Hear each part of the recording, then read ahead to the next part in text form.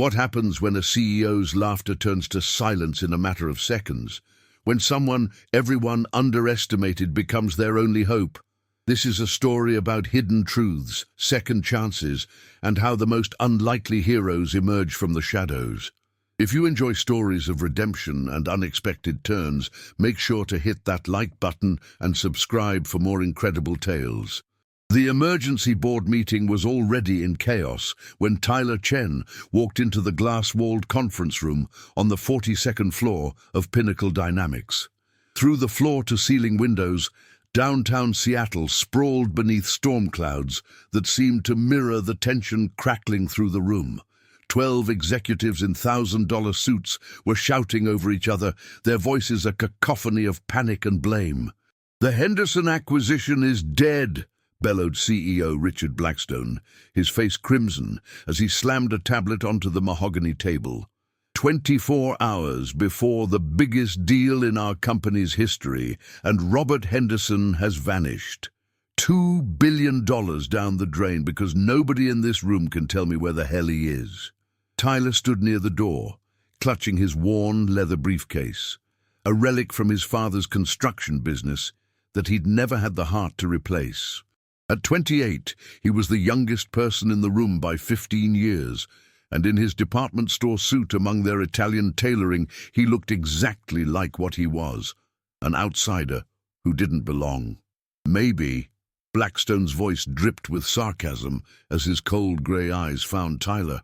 "Our newest hire has some insights. After all, we did scrape him off the street 3 months ago." The room's attention shifted to Tyler, and he felt the familiar weight of judgment, the same look he'd endured countless times before.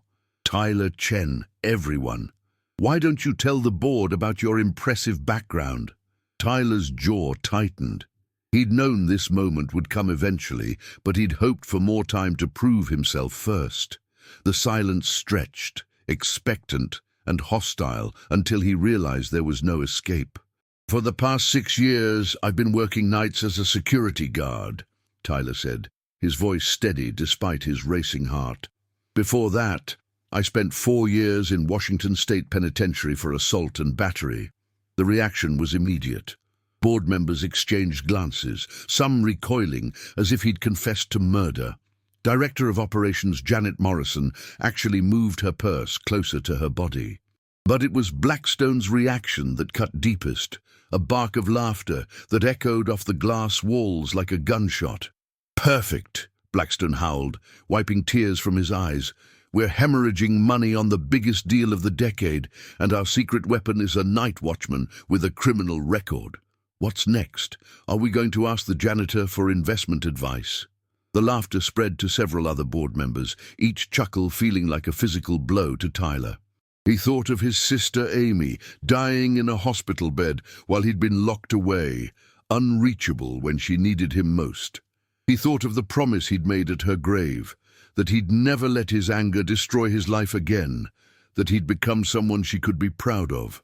"The Henderson situation isn't about money," Tyler said quietly, but his words cut through the laughter like a blade through silk. "Robert Henderson didn't disappear because of the acquisition. 3 days ago, his 17-year-old daughter was taken."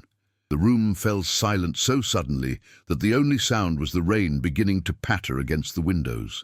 Blackstone's smile faltered, replaced by confusion and irritation. "What the hell are you talking about?" Tyler opened his briefcase and pulled out a thick folder, his hands steady now. "For the past month, while you were all focused on financial projections and market analysis, I was working nights at the Millennium Building downtown. Robert Henderson's been coming to his office every night since the kidnapping, trying to handle the ransom demands himself because he doesn't trust law enforcement." Chief Financial Officer Patricia Wells leaned forward, her skepticism evident. "That's impossible. Henderson hasn't been seen publicly in 3 days. Our people have been watching his house because he's been living in his office," Tyler continued, his confidence growing as he saw doubt creeping into their faces. "Building security knows him as Robert Hayes, a fake name he's been using to avoid detection.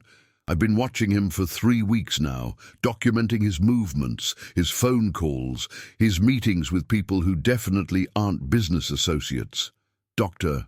Sarah Martinez, the board's youngest member and VP of Strategic Development, spoke up for the first time. "You were spying on him." "I was doing my job," Tyler replied firmly. "I work security for half the buildings in this financial district. When I saw Henderson acting strangely, I started paying attention. That's what good security does. We notice patterns. We see what others miss." Blackstone's face had turned from red to pale, his earlier amusement completely evaporated. "Even if what you're saying is true, and that's a big if, what does this have to do with saving our acquisition?" Tyler felt the weight of every gaze in the room, the same scrutinizing looks he'd endured in job interviews, in courtrooms, in the visiting room of the state penitentiary when his sister Amy had come to see him one last time before cancer claimed her. But this time was different. This time, he had something they needed. "Because I know where she is," Tyler said simply.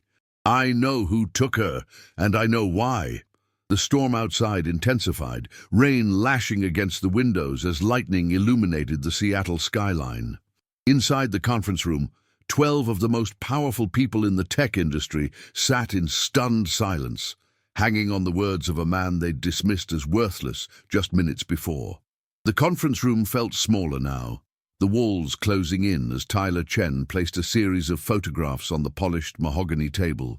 Each image showed Robert Henderson entering and leaving the Millennium Building at odd hours, sometimes carrying briefcases, other times meeting with individuals whose faces were partially obscured by shadows.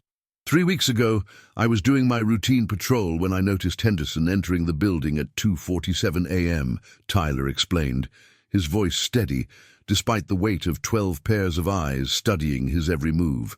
"In 6 years of security work, you learn to spot when someone's carrying the weight of the world on their shoulders. Henderson wasn't just working late, he was desperate." CEO Richard Blackstone leaned forward, his earlier mockery replaced by grudging attention. "You expect us to believe that our night security guard solved a kidnapping case that the police couldn't crack?" "I expect you to listen," Tyler replied, pulling out his phone and showing them a series of audio recordings. "Because 3 nights ago, I recorded this conversation between Henderson and the kidnappers." He pressed play, and suddenly the room was filled with Robert Henderson's voice, ragged with exhaustion and fear. "I've liquidated everything I can without raising suspicions. The Pinnacle acquisition is my only way to access that kind of cash without destroying my company. You have to give me more time." A distorted voice responded, "You have 48 hours, Henderson. The girl dies if we don't have our money by then." The recording stopped, leaving the room in profound silence. Dr. Sarah Martinez was the first to speak, her voice barely above a whisper. "When was this recorded?" 72 hours ago, Tyler answered. "Which means we passed their deadline yesterday." Chief Financial Officer Patricia Wells gripped the edge of the table, her knuckles white. "Are you saying Emma Henderson might already be—" "No!" Tyler interrupted firmly. "She's alive.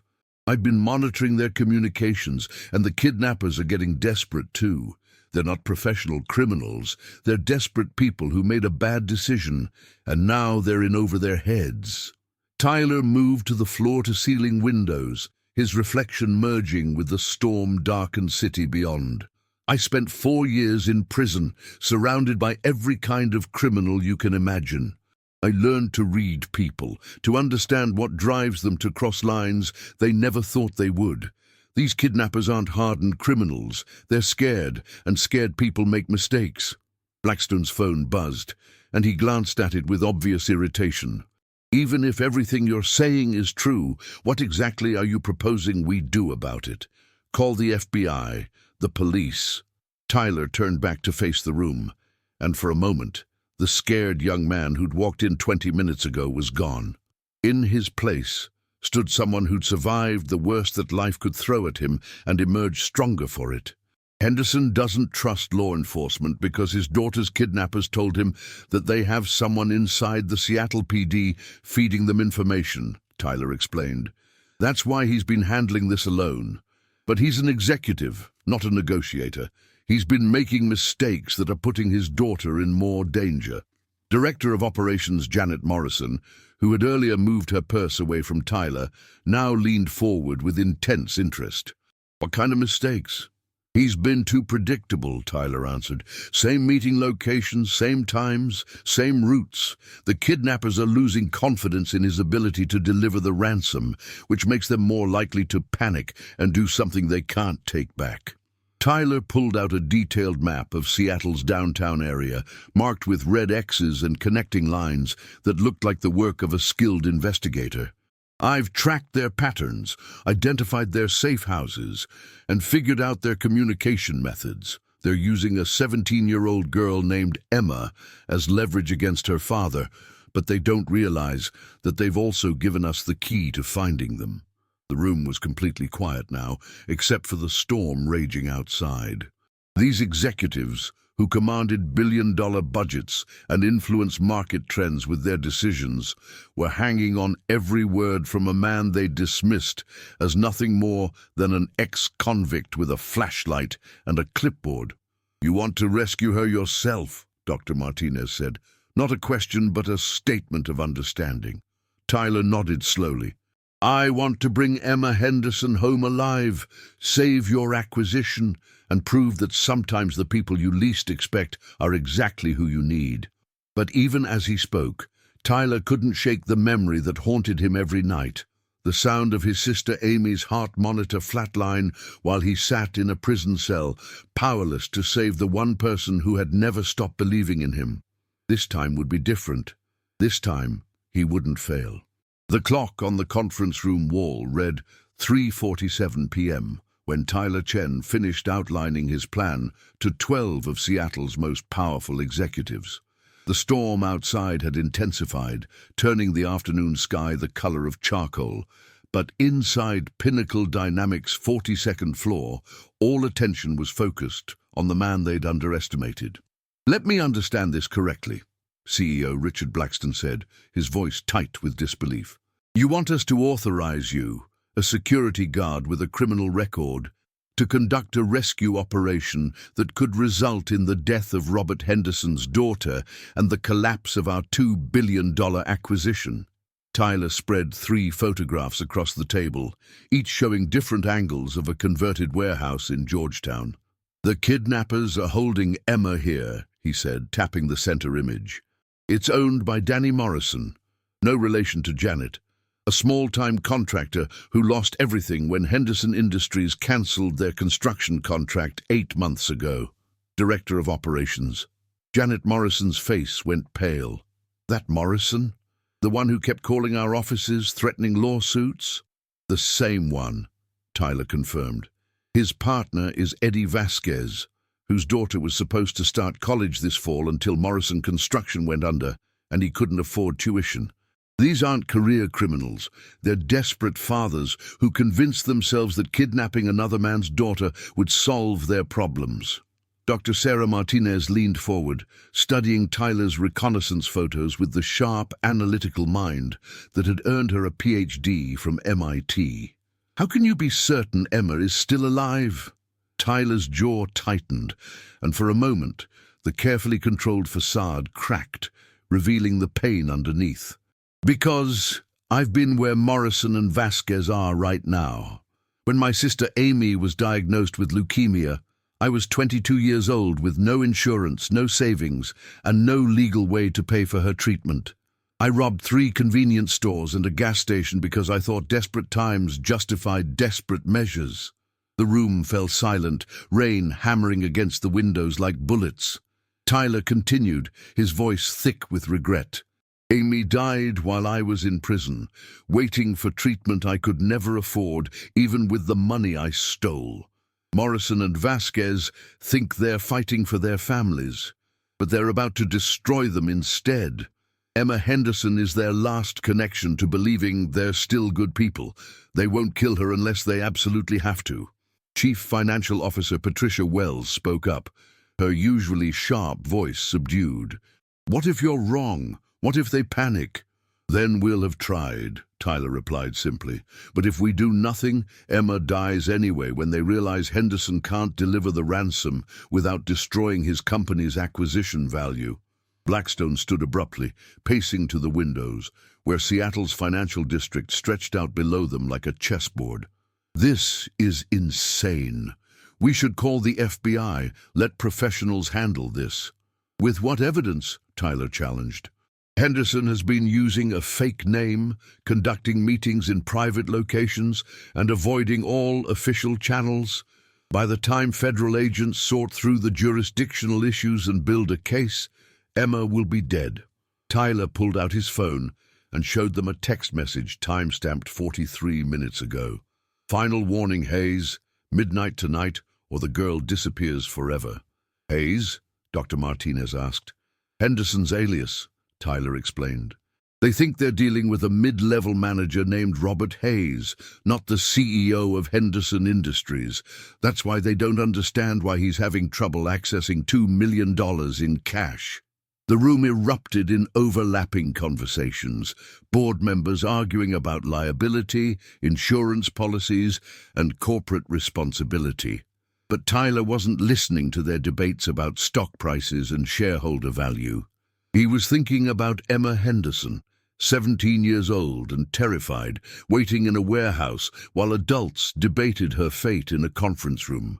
He was thinking about his sister Amy, who died believing he would somehow save her. "I'm going with or without your approval," Tyler announced, his voice cutting through the chaos. "At 11:30 tonight, I'll be at that warehouse. The only question is whether Pinnacle Dynamics wants to be part of saving Emma Henderson and securing the biggest acquisition in your company's history, or whether you want to explain to your shareholders how you let both slip away while you worried about protocol." Blackstone turned from the window, his face a mask of cold calculation. "And if you get Emma killed? If this rescue attempt goes wrong and destroys everything?" Tyler met his gaze without flinching. "Then you can blame the ex-convict security guard who overreached. Your hands stay clean, and I take full responsibility for the failure." The silence stretched for nearly a minute before Dr. Martinez spoke up. "What do you need from us?" "Access to Henderson Industries' financial records so I can prove to Morrison and Vasquez that Robert Hayes is actually Robert Henderson and that their $2 million demand is pocket change to him," Tyler replied. "They need to understand they're not dealing with some middle manager. They're holding the daughter of a man who could pay their ransom with his quarterly bonus. And if they realize Henderson's true identity, they might demand more money," Patricia Wells pointed out. Tyler shook his head. "They don't want more money. They want out. Once they understand who Henderson really is, they'll realize they're in over their heads. Give them an exit strategy that doesn't end with life in prison, and they'll take it." The storm outside showed no signs of abating, and through the rain-streaked windows, Tyler could see the lights of Georgetown beginning to flicker on in the distance. Somewhere out there, Emma Henderson was counting down the hours until midnight, unaware that her only hope for rescue was a man her father's business partners had dismissed as worthless. Time was running out, and Tyler Chen had never felt more ready to prove that sometimes the most unlikely heroes emerge from the darkest places. At 11:15 p.m., Tyler Chen crouched behind a shipping container in the industrial maze of Georgetown, rain soaking through his security uniform as he watched the converted warehouse where Emma Henderson was being held. His earpiece crackled with Dr. Sarah Martinez's voice from Pinnacle Dynamics Emergency Command Center. "Tyler, we've confirmed that Morrison's van is still in the parking lot. Heat signatures suggest 3 people inside the building, 2 adults, 1 smaller figure." Tyler's jaw tightened. Emma was still alive, but time was running out fast. In his left hand, he clutched a folder containing Henderson Industries' financial records that Dr. Martinez had secured through legal channels. In his right, he held the cheap cell phone he'd been using to communicate with the kidnappers, its screen showing 17 missed calls from Robert Hayes. "Morrison's getting desperate," Tyler whispered into his mic. "Henderson hasn't answered his phone in 2 hours because he's been in surgery. His wife was in a car accident this afternoon, rushing to meet with FBI agents." Uh, Through his earpiece, he could hear the tension in the Pinnacle Dynamics boardroom where CEO Richard Blackstone and the entire board were monitoring the situation. They'd committed to this plan, despite every corporate instinct screaming against it, and now a 17-year-old girl's life hung in the balance. Tyler moved closer to the warehouse, using shipping containers and abandoned equipment as cover. Through a grimy window, he could see Danny Morrison pacing frantically, while Eddie Vasquez sat slumped in a chair, his head in his hands. Between them, tied to a metal chair, was Emma Henderson, alive but clearly terrified. "I'm going in," Tyler announced. But before anyone could respond, his phone buzzed with a text from Morrison. "Time's up, Hayes. We're done waiting." Tyler watched in horror as Morrison pulled out a gun and pointed it at Emma's head. The girl's scream was muffled by the tape over her mouth, but Tyler could see the terror in her eyes even from 30 yards away. There was no more time for plans or backup. Tyler stood up and walked directly to the warehouse's main entrance, his hands raised but still holding the folder and his phone. He knocked 3 times on the metal door and called out in the steadiest voice he could manage. "Danny Morrison, Eddie Vasquez, my name is Tyler Chen, and I'm here to make you an offer that will solve all your problems without anyone getting hurt." The response was immediate. "Get the hell away from here or the girl dies right now." "Robert Hayes sent me," Tyler called back. "I have documents that prove he can pay your ransom 10 times over, but only if Emma walks out of there alive and unharmed." A long silence followed, broken only by the sound of rain on metal roofing. Finally, the door opened a crack, and Tyler found himself staring down the barrel of Morrison's pistol. "You're not Hayes," Morrison snarled, his face gaunt with exhaustion and stress.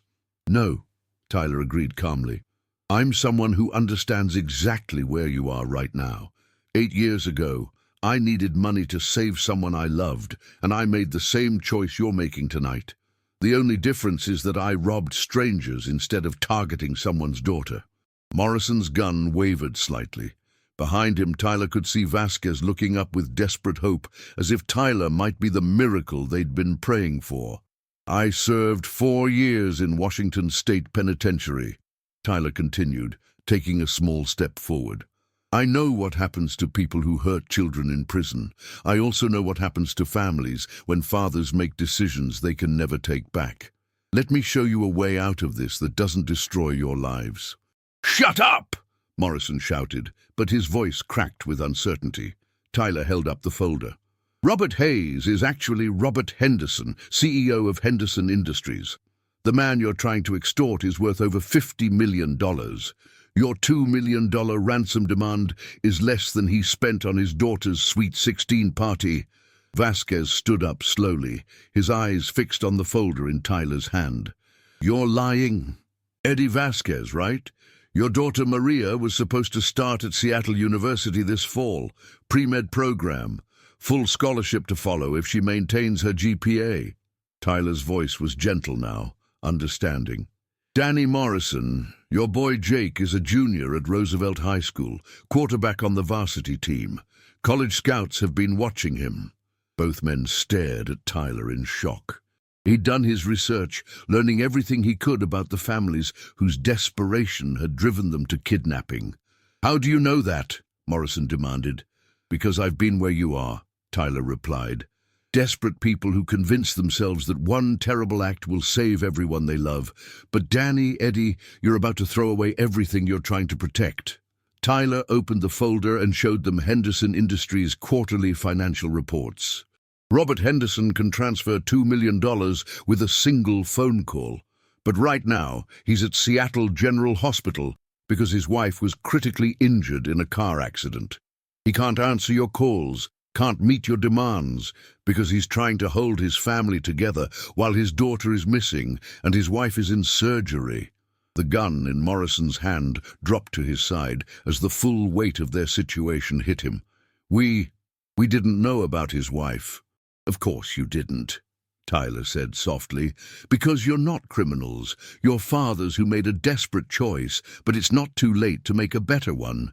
He pulled out his phone and showed them a video call screen where Robert Henderson was sitting in a hospital waiting room, his face haggard with grief and exhaustion. "Mr. Henderson," Tyler said into the phone, "I'm here with Danny and Eddie. They want to bring Emma home safe, but they need to know their own families won't be destroyed in the process." Henderson's voice came through the speaker, thick with emotion. "Danny Morrison? Eddie Vasquez? I remember you both. Good men who got caught in an impossible situation when my company had to make budget cuts." Morrison's hands were shaking now, the gun hanging loose at his side. "Mr. Henderson, we never meant... Your daughter, she's alive and unharmed," Tyler interrupted, "and she's going to stay that way. Mr. Henderson, Danny and Eddie are going to release Emma tonight, and in return, you're going to offer them both positions with Henderson Industries. Good positions that can support their families with dignity." Through the phone, Henderson's voice cracked. "If you bring my daughter home safe, I'll give you whatever you need. New jobs, college funds for your children, whatever it takes to make this right." Eddie Vasquez broke down completely, tears streaming down his face. "We're so sorry, Mr. Henderson. We're so damn sorry." But it was Morrison who surprised everyone by walking over to Emma Henderson and gently cutting the ropes that bound her to the chair. As soon as she was free, the 17-year-old girl ran straight to Tyler, sobbing with relief. "It's okay," Tyler whispered, holding the frightened girl as she cried. "You're safe now. You're going home to your dad." 20 minutes later, as police cars and ambulances filled the warehouse parking lot, Tyler stood watching as Emma Henderson was reunited with her father in the back of an ambulance. The girl who had been terrorized for days was finally safe, and two desperate fathers were being given second chances instead of life sentences. Dr. Sarah Martinez appeared beside Tyler, her usual professional demeanor softened by exhaustion and relief. "The board wants to see you immediately," she said. "There are going to be a lot of questions about tonight." Tyler nodded, still watching as the Henderson family embraced. "Whatever they decide, it was worth it." "Actually," Dr. Martinez smiled, "I think you're going to be surprised by what they've decided." 6 months later, Tyler Chen stood in the same conference room where his journey had begun, but everything had changed. The mahogany table that had once felt like a barrier now seemed like a bridge, connecting him to opportunities he'd never dared imagine. As he looked around at the faces of the board members who had once dismissed him, now listening intently to his presentation on corporate security innovations, Tyler thought about the power of redemption, not just his own, but Danny Morrison's and Eddie Vasquez's as well, both now thriving in their new roles at Henderson Industries. Emma Henderson had sent him a graduation photo just last week, having finished her senior year with honors, despite everything she'd been through. "Thank you for bringing me home," she'd written. "Thank you for proving that heroes come from the most unexpected places." The acquisition had gone through successfully, making Pinnacle Dynamics the largest tech conglomerate on the West Coast. But more importantly, it had proven that sometimes the people society overlooks are exactly who we need when everything falls apart. Every ending, Tyler had learned, was really just a new beginning in disguise. Stories like Tyler's remind us that redemption is possible for everyone, and that the most unlikely heroes often emerge from the darkest places. If this story moved you, touched your heart, or made you think differently about second chances, I'd love to hear your thoughts in the comments below. Have you ever been underestimated? Have you ever discovered strength you didn't know you had? Share your story with our community, because everyone deserves to know that their past doesn't define their future. And if you enjoyed this tale of redemption and unexpected heroism, make sure to hit that like button, subscribe for more incredible stories, and share this with someone who needs to hear that second chances are real. Until next time, remember, your story isn't over yet.